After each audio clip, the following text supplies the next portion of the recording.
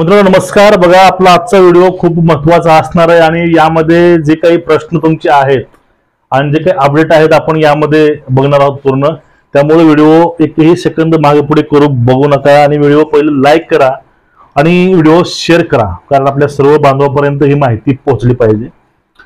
बघा, आपले 4 पॉइंट आहेत। एक 10 तारखेचा कालचा नागपूर मोर्चाचं काय झालं आणि त्याचा कोर्ट निकालाचं काय होईल आणि 13 नंतर दिनांक 14 रोजी हॉल तिकीट आणि पुढली भरती प्रक्रिया, हे आपले 4 मुद्दे आहेत आजचे आणि त्यावरती आपण चर्चा करून वरिष्ठांची आमच्या संभाषण करून याविषयी पूर्ण माहिती इन्फॉर्मेशन गोळा करून हा व्हिडिओ आणला।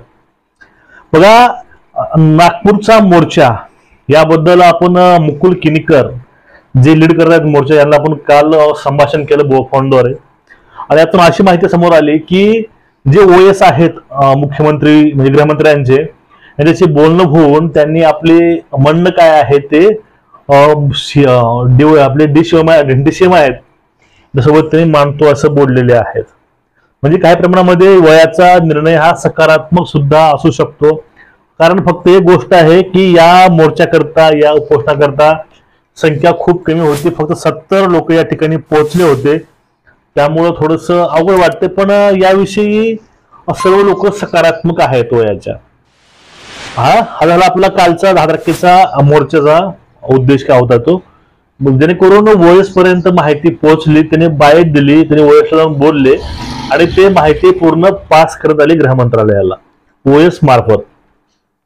पुढली गोष्ट आहे दिनांक 13 जून कोर्ट निकाल, त्यामध्ये वयवाढीचा निकाल येणार आहे।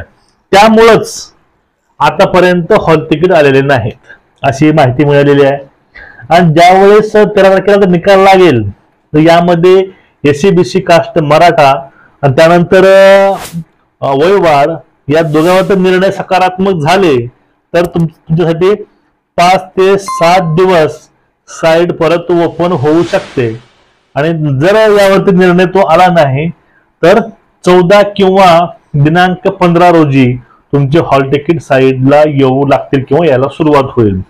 आता हे पूर्णपणे ह्या निकालावरती ह्या गोष्टी पूर्ण अवलंबून आहेत की हॉल तिकीट कधी सुटतील, 13ला 14ला की 15ला निकाल लागला तर मग हॉल तिकीट ऑटोमॅटिक वाढणारच आहेत आणि भरती प्रक्रिया पुढे वाढणारच आहे, कारण ती फॉर्मची छाननी करणे किंवा यामध्ये अजून एक अशी गोष्ट समोर येते की 5 दिवस ते 6 दिवस फॉर्म वाढीला तारीख मिळणार फॉर्म भरायला आणि त्यानंतर या ज्या लोकांनी फॉर्म भरलेले आहेत त्यांचं ग्राउंड शेवटी, असं पण चर्चा चालू आहेत।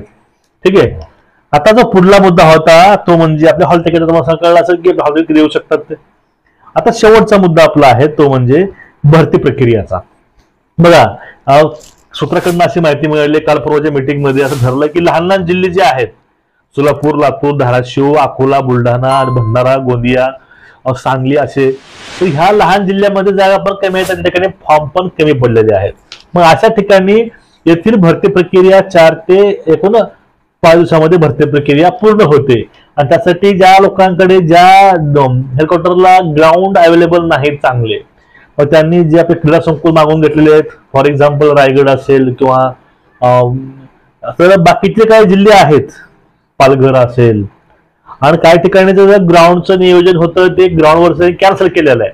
त्यांनी 16 त्यांनी रस्ता त्याने निवडलेला आहे रोड, कारण पावसामुळे ट्रॅकचं नुकसान होऊन मग त्यावेळी ग्राउंड लांब होऊ शकतं म्हणून त्यांनी डांबर रोड निवडलेला आहे, कारण त्यावर त्यांचा ट्रॅक हे खराब होणार नाही यामुळं। म्हणजे एकूणच बघा, जून जुलैला लहान लहान जिल्ह्यांची भरती प्रक्रिया होऊ शकते, ते पण बघा पावसाचा अंदाज बघून, पाऊस बघून।